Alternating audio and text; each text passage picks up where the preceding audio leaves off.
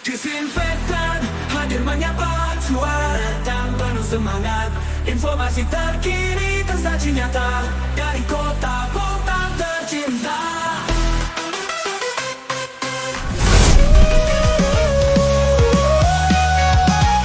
Radio Pelajar TV Bontang. Oda suara etam.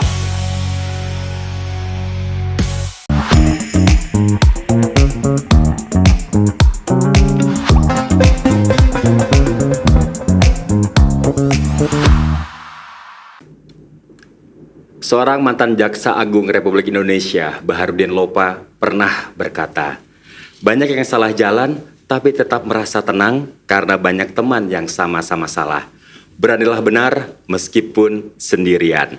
Assalamualaikum warahmatullahi wabarakatuh. Selamat pagi dan salam sejahtera untuk kita semua. Izinkan saya, Fidra Erdani, akan memandu dan menemani pendengar dan pemirsa Radio Praja TV Bontang, Fidra Erdani di Disinfektan, dialog seputar informasi kegiatan pemerintah Kota Bontang. Hari ini adalah hari yang sangat spesial, karena hari ini hari Senin, tanggal 9 Desember 2024, seluruh dunia merayakan yang namanya Hari Anti Korupsi Sedunia. Kenapa saya bilang spesial?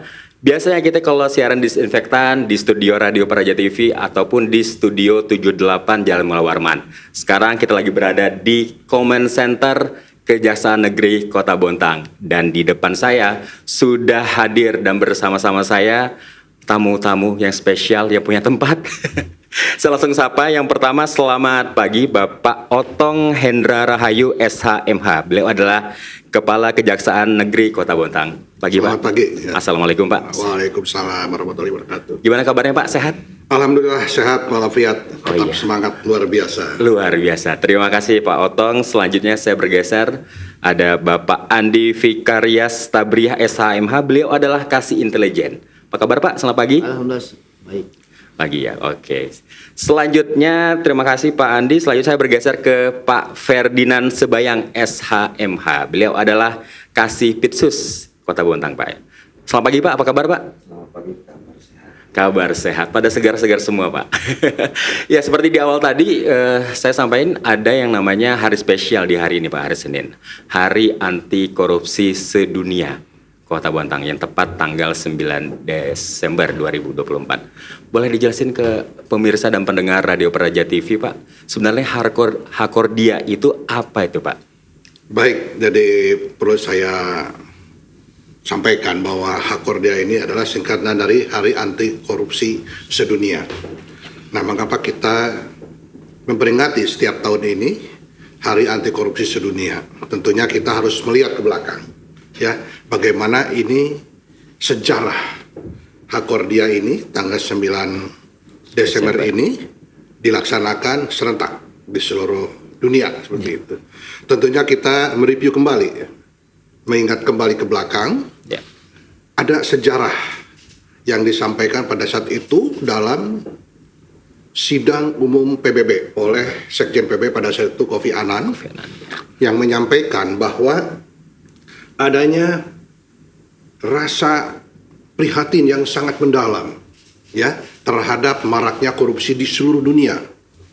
Hal ini tentunya berdampak kepada seluruh aspek kehidupan yang ada di dalam kehidupan bermasyarakat dan bernegara.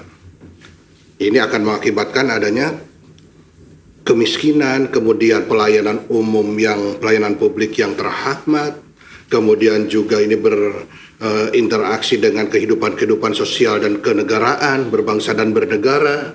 Juga ini bersinggungan juga dengan demokrasi.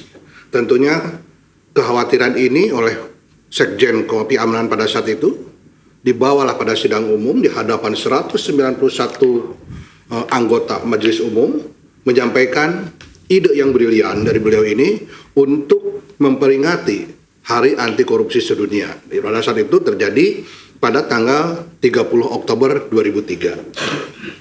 Setelah dilakukan berbagai pertemuan dan pembicaraan antar negara, kemudian 40 hari kemudian dijadikanlah pada tanggal 9 Desember ini sebagai Hari Anti Korupsi Sedunia. Dan ini adalah komitmen bersama di seluruh dunia bahwa kehidupan di setiap negara, pemerintahan di setiap negara bersama-sama untuk memerangi korupsi yang ada di lingkungan atau negaranya masing-masing.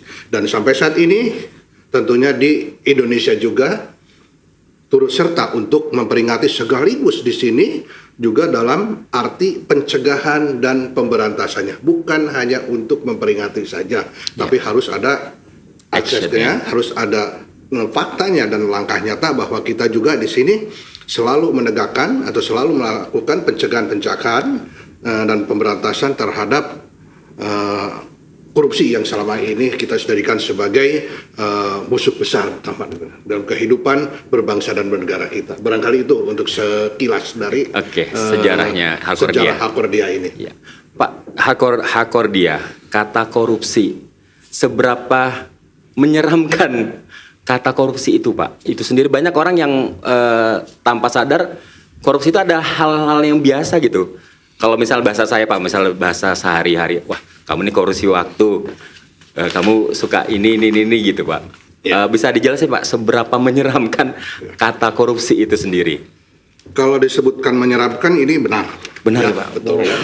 Mengerikan bahkan ya. Mengerikan. Perlu saya sampaikan bahwa banyak orang berbicara tentang korupsi ini, khususnya di Indonesia, ya kita sering dengar di rapat-rapat, di diskusi-diskusi atau di seminar-seminar bahwa setidak-tidaknya ada 3 hal mengapa korupsi ini begitu menyeramkan. Karena korupsi di Indonesia ini sudah seperti gurita.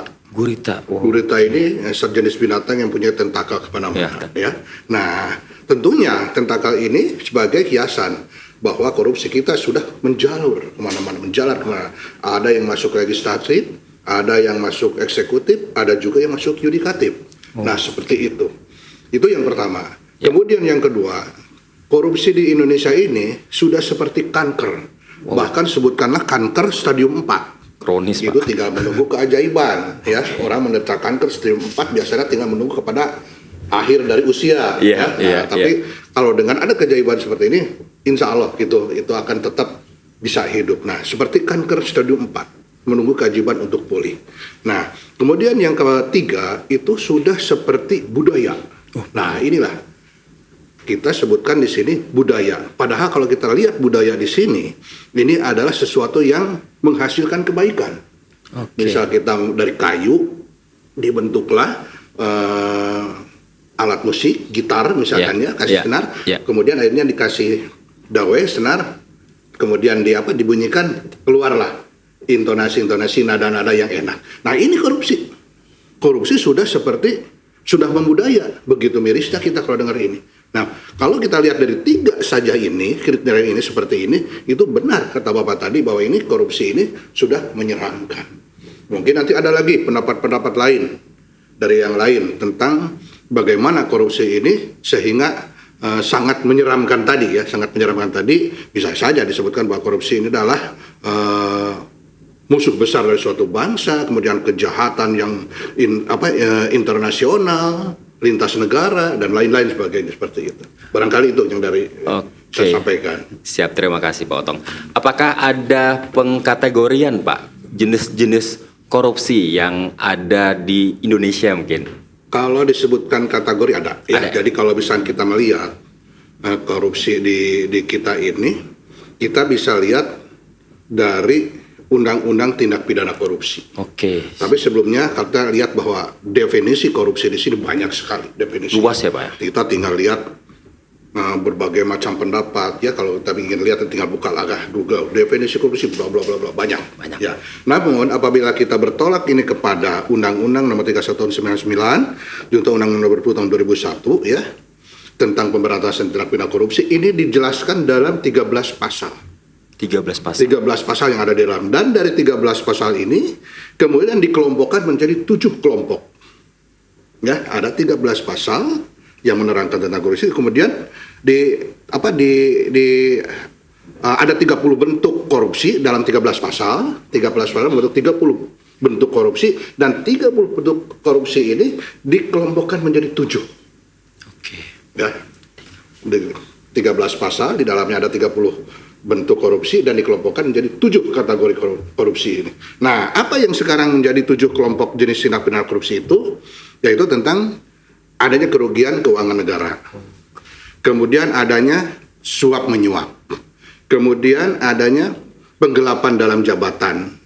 Ada juga pemerasan, perbuatan curang, benturan kepentingan, serta yang terakhir yang sering kita dengar adalah gratifikasi. Nah, 7 kelompok ini. Ya, ini kategori ini yang ada di dalam Undang-Undang Pemberantasan Tindak Pidana Korupsi.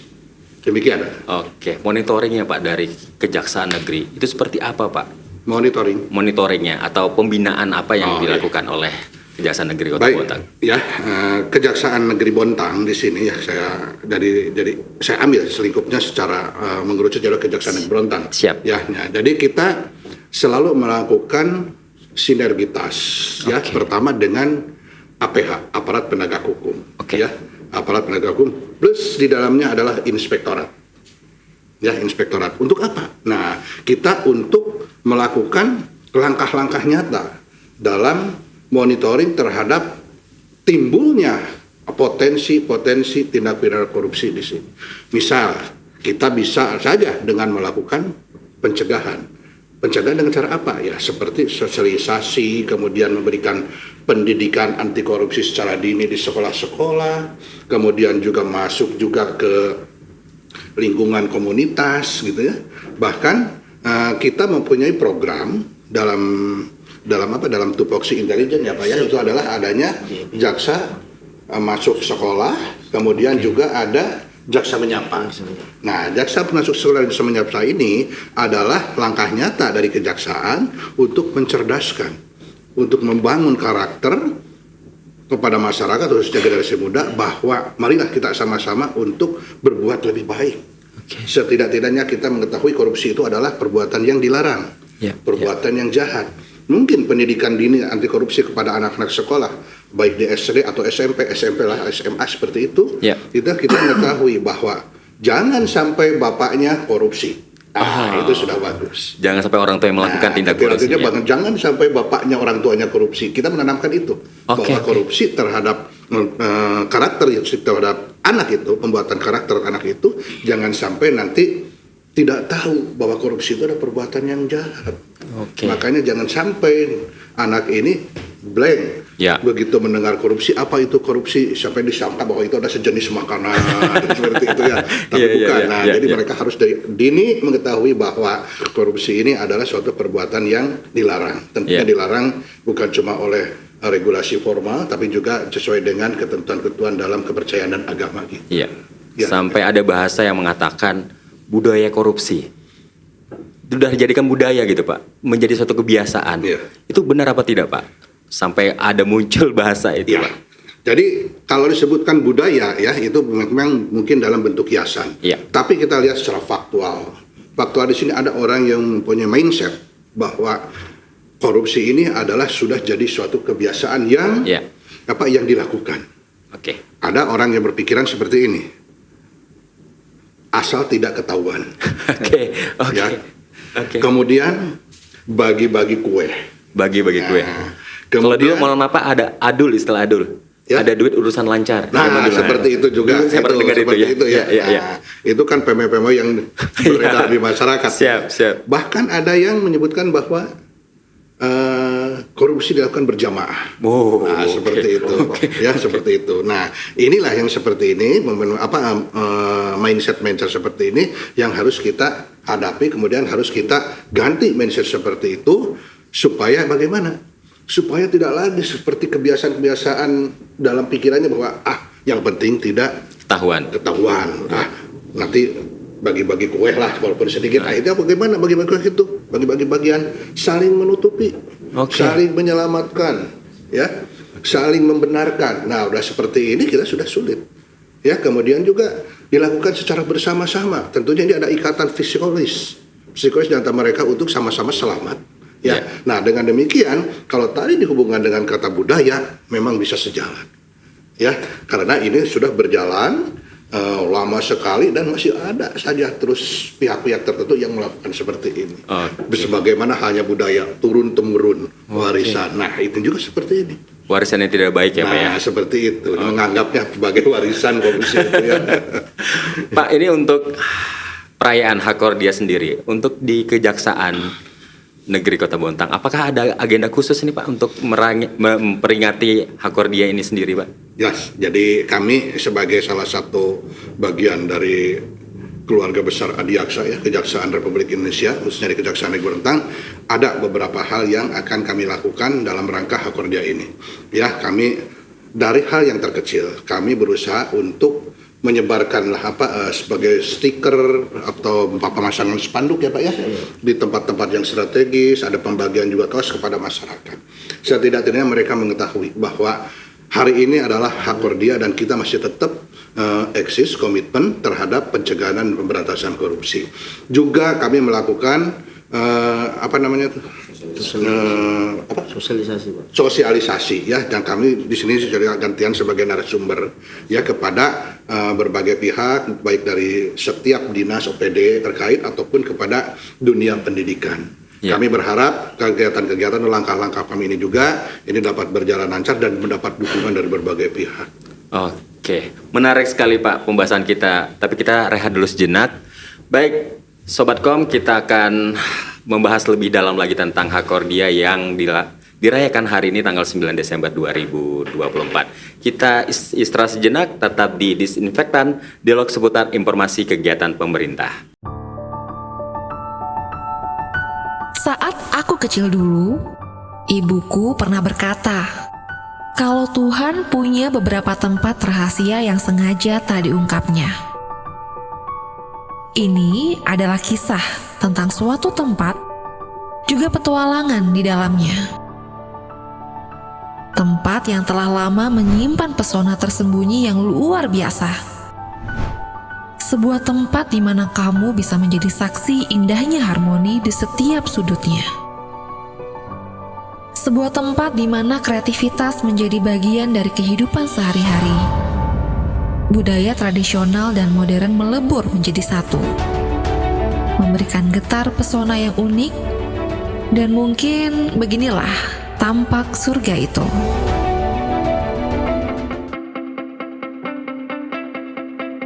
Selamat datang di Kota Bontang.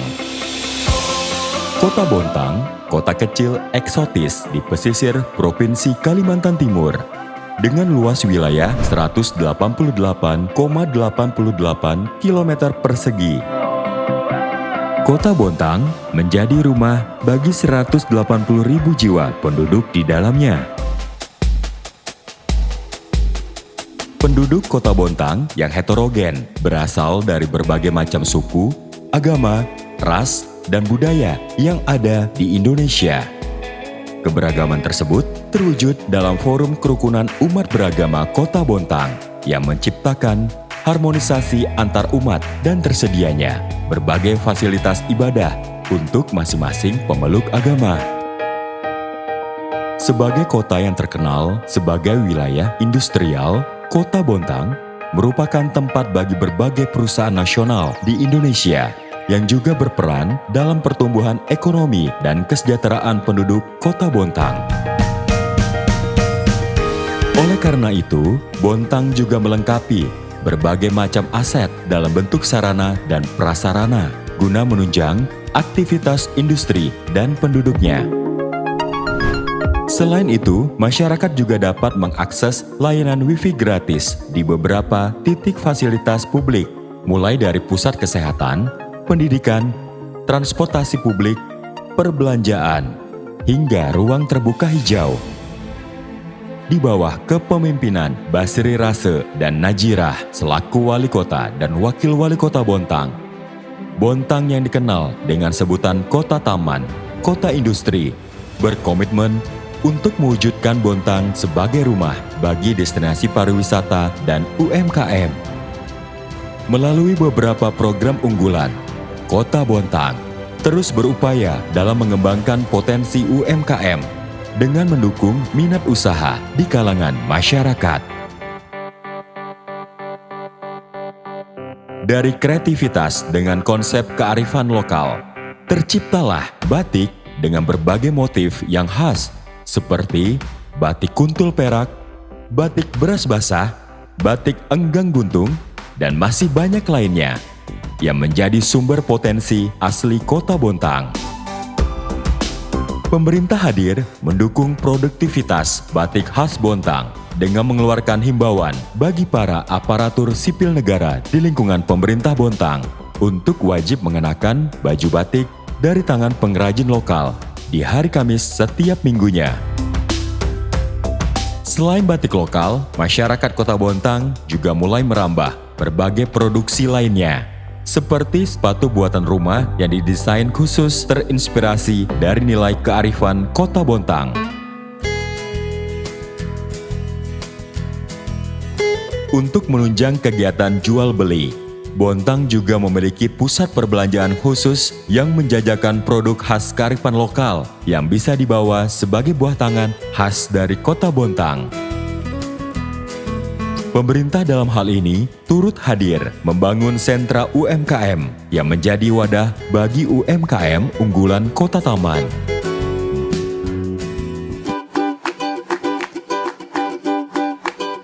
Kekayaan laut Kota Bontang juga berperan dalam menumbuhkan potensi ekonomi dan kesejahteraan dengan berbagai biota laut yang menjadi potensi olahan pangan sebagai salah satu sumber penghasilan penduduk. Keberagaman fauna dan hayati yang membentuk sebuah ekosistem menawarkan destinasi unik untuk dikunjungi.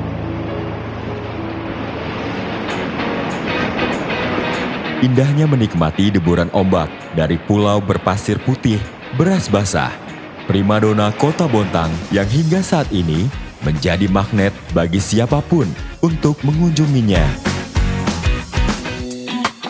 Sebagai kota industri, Bontang saat ini juga tengah berupaya mengembangkan potensi wisata wilayah pesisir yang selaras dengan pelestarian lingkungan dengan mengembangkan wilayah hutan mangrove sebagai salah satu destinasi wisata yang tidak hanya menyuguhkan eksotisnya pemandangan alam, tapi juga menjadi kawasan yang memiliki nilai edukatif. Letak geografis Kota Bontang yang berada di tepi garis laut juga tak kalah menarik untuk dieksplorasi.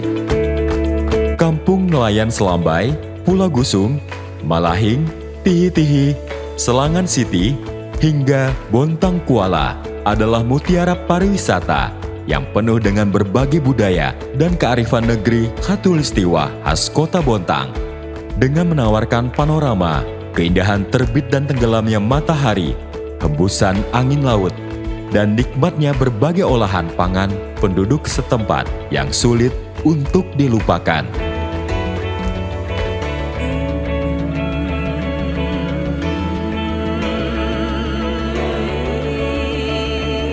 Pengalaman yang menyenangkan. Kota yang awalnya kukira hanya kota kecil, ternyata memiliki banyak kekayaan dan potensi di dalamnya. Sepanjang jalan yang kutemui adalah penduduk yang ramah, alam yang mempesona, dan aku terkesima. Aku tak sabar menjelajahi Kota Bontang untuk kesekian kalinya.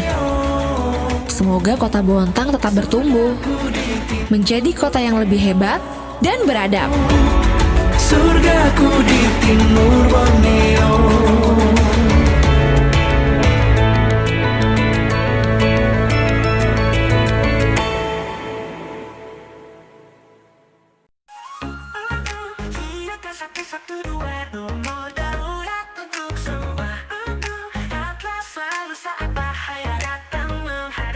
Kebakaran, banjir, atau kecelakaan, jangan panik, segera hubungi 112.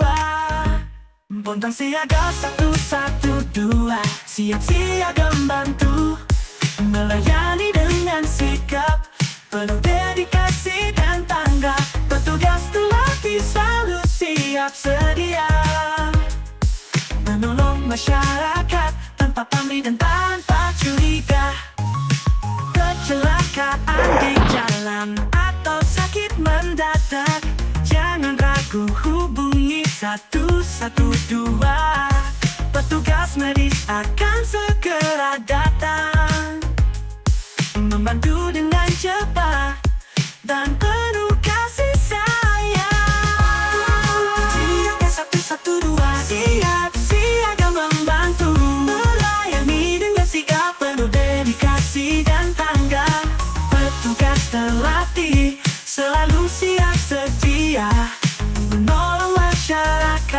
tanpa pamrih dan tanpa curiga.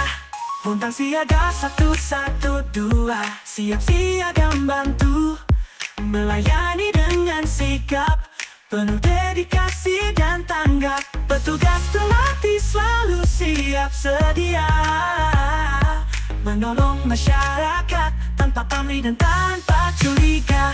Bontang siaga 112, program pemerintah kota untuk mewujudkan rasa aman bagi seluruh warga. Mari kita manfaatkan layanan ini dengan bijak, agar Bontang menjadi kota yang aman dan nyaman. Bontang siaga 112, siap siaga membantu, melayani dengan sikap penuh dedikasi dan tanggap. Petugas terlatih selalu siap sedia, menolong masyarakat tanpa pamrih dan tanpa curiga. Bontang siaga 112, nomor yang harus diingat untuk keselamatan bersama. Mari kita jaga dan lestarikan. Bontang siaga 112, siap melayani warga.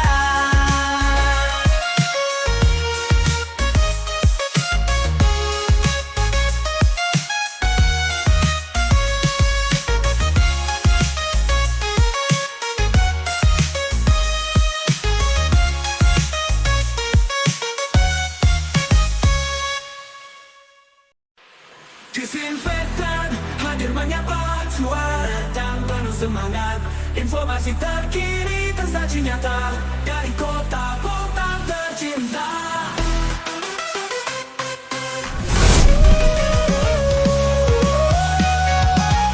Radio Pelajar TV Bontang, Oda Suara Etam.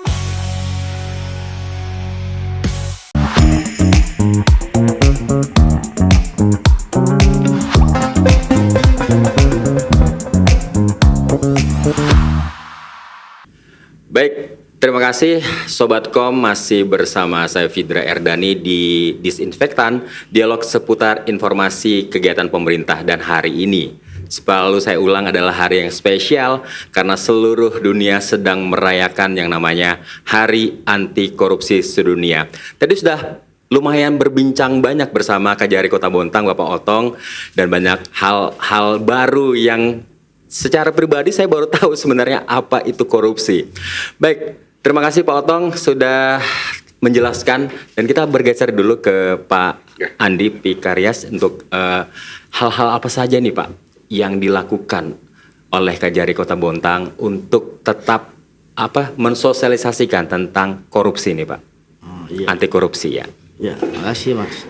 Nanti apa saya jelaskan, untuk mensosialisasikan hari anti korupsi ini kita biasanya lakukan program jaksa menyapa, jaksa masuk sekolah, terkait beberapa dinas, kayak dinas pendidikan, kalau daerah pun itu biasanya kita lakukan jaga desa. Jaga desa kalau karena di Bontang nggak ada desa, ya. Makanya kita pun di daerah sini kita cuma melakukan sosialisasi terkait pencegahan untuk mengantisipasi terjadi tindak pidana korupsi. Oke. Biasanya kita lakukan sosialisasi terkait pencegahannya itu penggunaan anggaran mereka. Jadi karena biasa sering terjadi tuh penyalahgunaan kewenangan mereka, anggaran mereka pun yang dilakukan karena mempunyai jabatan, mereka pun mengelola anggarannya secara tidak beraturan. Jadi kita selalu mengadakan penyuluhan terkait bimbingan mereka, karena mereka pun melakukan terkait ada juknis aturan terkait pengelolaan anggaran. Ya, oke. Untuk anak sekolah sendiri Pak di pendidikan, respon atau animo dari siswa-siswa itu seperti apa tentang pemahaman anti korupsi itu sendiri Pak? Apakah ini sesuatu yang baru bagi mereka atau itu hal yang biasa saja gitu Pak? Jadi terkait untuk pelajar, mereka pun hal yang baru, karena kan selama ini kan mereka sering dengar terkait pelajar tuh narkotika. Tapi kita pun ini sosialisasikan terkait tindak pidana korupsi supaya kedepannya mereka mengerti akan artinya pencegahan tindak pidana korupsi untuk masa depan mereka, dan mereka menyampaikan ke orang tua mereka seperti halnya tadi yang Pak Kajari sampaikan. Mereka memberitahukan kepada orang tua mereka atau pihak-pihak yang mereka mengetahui terkait tindak pidana korupsi itu. Oke, baik Pak Andi. Saya mau bergeser dulu ke Pak Ferdinand. Pak, akar masalah korupsi ini sebenarnya apa sih Pak? Kalau boleh dekat mic Pak, izin. Oke. Jadi kalau kita ngebahas tentang akar ya. Akar itu kan pasti banyak dan serabutan. Atau dengan kata lain itu ya namanya akar kan pasti banyak yang satu ke satu, jadi banyak. Jadi kalau kita pandang dari segi korupsi itu, yang jelas korupsi itu bukan sendiri. Pasti ada temannya. Pasti ada temannya. Oke. Jadi kalau dalam skup besar itu yang namanya korporasi. Seperti tadi Pak Kajari bilang berjamaah. Nah, jadi itu tidak akan mungkin suatu perbuatan itu dalam melakukan tindak pidana korupsi sendiri. Lain cerita korupsi waktu. Itu kita sendiri pasti. Jadi kalau jadi akar itu pasti menekankan pada pencapaian kesuksesan pribadi. Jadi gini, kadang-kadang kita melihat seseorang itu kok dia punya, kita enggak. Jadi tadi yang seperti Pak Kajar bilang, dari karena kebiasaan, nggak akan mungkin tahu budaya. Nah di situ merembet tuh, merembet. Nah nggak mungkin sendiri, pasti ada teman. Jadi kalau kita tarik strukturnya itu dari atas sampai bawah itu pasti kebagian semua. Nah, terus itu yang namanya pencapaian tantangan variasi. Jadi kadang-kadang kita manusia ini pengen tantangan, tapi pengen hasil yang sangat istimewa. Nah bagaimana? Kalau kita berhitung dari segi gaji, gaji kita berapa? Ya kita memenuhi dengan kebutuhan kita sehari-hari ataupun dengan perkembangan zaman, dengan hanya modal jempol kan gitu. Wah itu orang pasti pengen cari dia bisa cara yang simple, gampang gitu. Nah terus juga kalau kita lihat dengan situasi ataupun status sosial, nah, jadi korupsi itu kalau saya pribadi itu kalau nggak kita kapan lagi bisa diberantas gitu. Jadi dari kepribadian kita ataupun dari sikap kita kita cuma bisa seperti itu gitu. Jadi dengan kata lain kayak saya bilang tadi itu yang bisa melakukan pencegahan itu dari kita pribadi masing-masing. Tapi kadang memang kita nggak sadar ya Pak kita ini masuk dalam lingkaran, ada yang bilang lingkaran setan atau lingkaran budaya yang selalu tadi saya bilang budaya si pelaku korupsi itu sendiri. Itu apa sih Pak yang jadi barometer atau tolak ukur kita ini melakukan korupsi atau tidak gitu loh Pak? Sebenarnya seperti apa itu Pak? Kalau barometer itu pasti yang tahu kita secara pribadi Tapi yang jelas kalau saya di kacamata saya, karena ketepatan saya juga sebagai kepala seksi tindak pidana korupsi yang dipercayakan oleh Pak Kajari, jadi tindak pidana korupsi selama tidak melakukan perbuatan yang namanya merugikan perekonomian negara ataupun keuangan negara, tidak korupsi. Nah ini mungkin agak sedikit nyeleneh nih Pak pertanyaan saya. Kalau sawer Pak itu nyawer, misalnya lagi acara di mana gitu kan, seorang pejabat publik misalnya memberi hadiah kepada entah orang yang ada hadir di situ atau yang lagi mohon maaf bernyanyi misalnya di situ, itu apakah masuk kegiatan kategori 7 yang tadi ya Pak 7 korupsi tadi itu Pak? Itu saya agak ragu juga. Karena gini, itu kan dalam acara Nah, kalau kita bilang dalam acara resmi kedinasan, orang pasti berpikirkan sesuatu. Tapi kalau acara pesta di luar dari kedinasan, kayaknya itu menjadi suatu kebahagiaan kita dalam melakukan kegiatan tersebut lah. Tapi kalau kita tarik dari segi tidak ada korupsinya, tanda kutip. Bisa jadi uang tersebut dari hasil. Tapi yang namanya kita, contoh saya ketepatan orang Sumatera di adat kami itu ada namanya tortor lah atau landa. Jadi kadang-kadang tuh pengunjung terlepas kenal ataupun tidak kenal, kita pasti memberikan sesuatu di sini. Masa itu dibilang korupsi? Sementara kita pakaian adat gitu. Itu contohnya gitu. Nah, kalau di yang lain bisa dibilang kayak di Jawa seharusnya ada, tapi ya itu tadi selama tidak memakai atribut kedinasan, kayaknya itu menjadi budaya. Dan masih dalam tanda kutip Pak ya, Iya. masih ada kerancuan sedikit gitu. Oke. Baik Sobat Kom, kita akan lebih menggali lebih dalam lagi. Saya mau kembali ke Pak Kajari tentang tadi mungkin ada yang mau ditambahkan Pak tentang akar budaya korupsi yang tadi pernah yang saya tanyakan ke Pak Ferdian. Mungkin ada Bapak tambahin. Baik. Menurut pendapat saya ya, jadi yang dinamakan dengan akar dari perbuatan tindak pidana korupsi tersebut itu kembali kepada pribadi kita sendiri. Bagaimana kita, apakah masih akan melakukan perbuatan terlarang tersebut yang sudah mendarah daging. Ya, sulit kita kalau misalkan sudah mendarah daging kemudian berakar sampai dalam. Nah, tentunya di sini harus adanya komitmen dari pribadi sendiri ya, yang merubah mindset kita bahwa terhadap perbuatan korupsi ini harus ditinggalkan. Ya, berbagai akar di sini banyak, seperti tadi dikatakan bahwa akar itu tidak mungkin satu, pasti bercabang-cabang. Ya, nah bercabang-cabangnya di sini ini tentu kita bersinggungan dengan individu lain, dengan kelompok lain, dengan lingkungan kerja kita. Nah, lingkungan kerja kita di sini sekarang masih ada, walaupun tidak semua, ini masih ada yang mempunyai mindset bahwa melakukan perbuatan tersebut seperti tadi saya katakan, bahwa ini adalah kue yang dapat dibagi-bagi, ya, atau ini adalah dapat dilakukan, yang penting kita aman-aman saja. Atau orang bahkan lebih ekstrim lagi mengatakan bahwa ini ya kecil-kecil berhadiah. Nah, iseng-iseng berhadiah. Nah, seperti itu.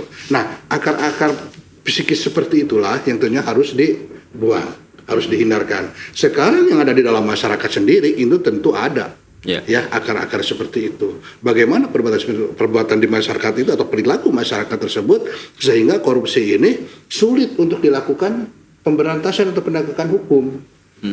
Masyarakat di sini masih ada ya sebagian masyarakat yang berusaha untuk menaikkan citra diri.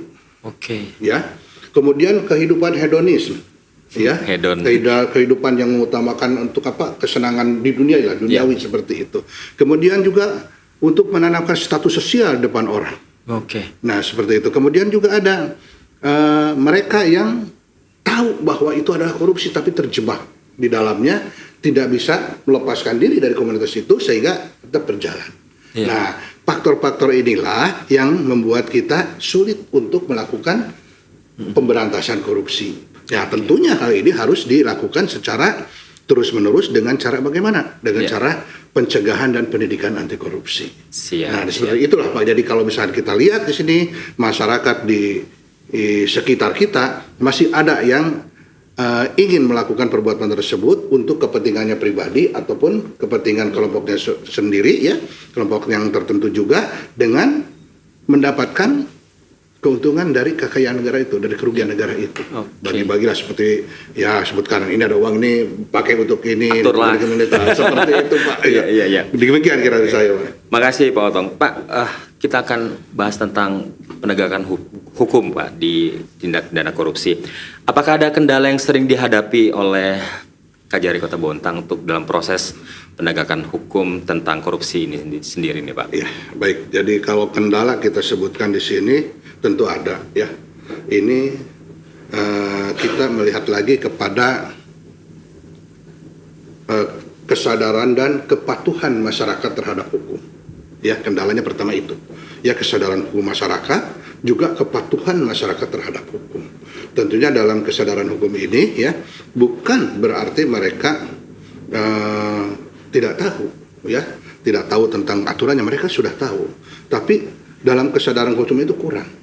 Ya, kurang memperhatikan lah bahwa ini adalah suatu peraturan perundang-undangan yang harus ditaati. Nah, kalau misalkan mereka sudah tahu, mereka itu kadang-kadang juga berperilaku tidak taat kepada peraturan, kepada tupoksinya, Ya, seperti itu. Bahkan ada yang mengatakan perbuatan atau peraturan itu dibuat supaya kita mencari celah untuk selamatnya kemana. Nah, seperti itu. Ini tantangan pertama adalah bersinggungan dengan kesadaran hukum dan ketaatan hukum dari masyarakat, berbagai lapisan masyarakat itu ya. Walaupun kita mengetahui sekarang kita sedang gencar-gencarnya untuk melakukan penerangan hukum, kemudian juga sosialisasi hukum seperti itu, masih adalah sebagian yang perlu kita bina lebih dalam lagi. Nah, kemudian di dalam penegakan hukumnya, ya penerapan hukumnya juga. Tentunya di sini kita harus berpegang kepada ketentuan pidana. Ya, konsekuensi kita dalam penegakan hukum pasti ini bersentuhan dengan sanksi pidana yang akan diterapkan. Nah, kita tentu melihat di sini bagaimana kasus posisi kerugian negara, unsur melawan hukumnya, kemudian penyalahgunaan wewenang dan jabatannya seperti itu. Nah, kemudian juga di sini penerapan sanksi yang tegas, yang tegas terhadap pelaku-pelaku korupsi itu sehingga didapatkan suatu ideal lah gitu ya, suatu keinginan dari kita bahwa terhadap pelaku korupsi tersebut dapat menjadi jerah. Dan dapat juga untuk pelaku-pelaku yang lain itu berpikir 1000 kali lagi untuk melakukan tindak pidana korupsi. Juga harus ada komitmen bersama, ya. Komitmen bersama, yaitu komitmen itu adalah hubungan antar orang itu yang supaya berjalan dengan baik, ya. Yang menerapkan di sini bahwa untuk penegakan hukum ini bukan semata-mata tugas dari aparat penegak hukum. Ya, bukan hanya tugas kejaksaan, KPK, kepolisian, bukan, tapi semua lapisan masyarakat. Masyarakat dapat berperan aktif dalam penegakan hukum, misalkan dengan cara pengawasan langsung terhadap kegiatan-kegiatan ataupun melakukan atau menyampaikan laporan-laporan kepada aparat penegak hukum.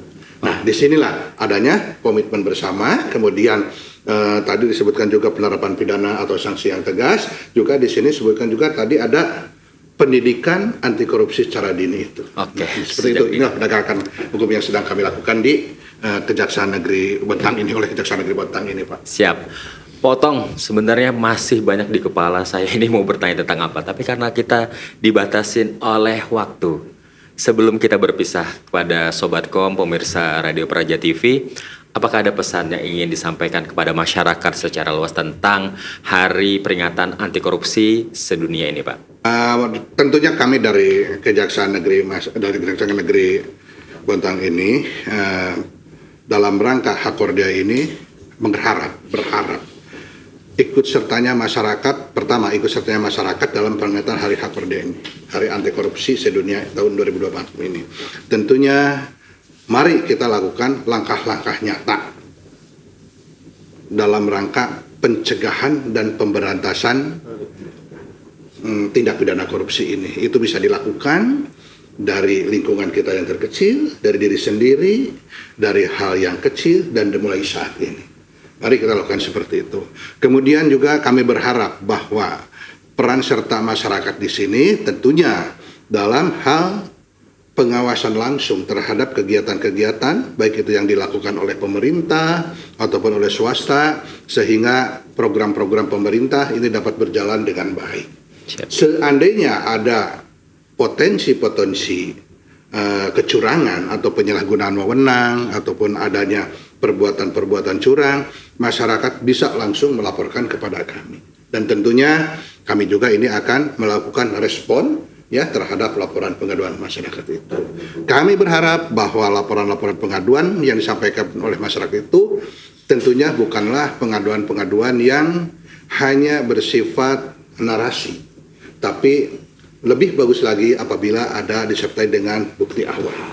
Sehingga dengan demikian kami lebih mudah untuk melakukan telahan dan pengkajian terhadap laporan pengaduan itu yang dihubungkan dengan kegiatan-kegiatan ataupun program-program yang dilaksanakannya. Mari kita bersama-sama untuk melakukan pemberantasan tindak pidana korupsi ini, pencegahan tindak pidana korupsi ini, agar bangsa dan negara kita lebih baik lagi. Baik, amin. Ada yang mau ditambahkan mungkin Bapak? Pak Ferdinand cukup? Baik, Pak Otong, Pak Andi, Pak Ferdinand, terima kasih sudah mengizinkan kami untuk bertamu di hari yang spesial ini, yaitu Hari Peringatan Anti Korupsi Sedunia 9 Desember 2024. Sekali terima kasih Pak waktunya. Baik Sobat Kon, terima kasih juga kami ucapkan kepada Anda yang sudah menyaksikan siaran Disinfektan, dialog seputar informasi kegiatan pemerintah Kota Bontang untuk edisi spesial hari ini.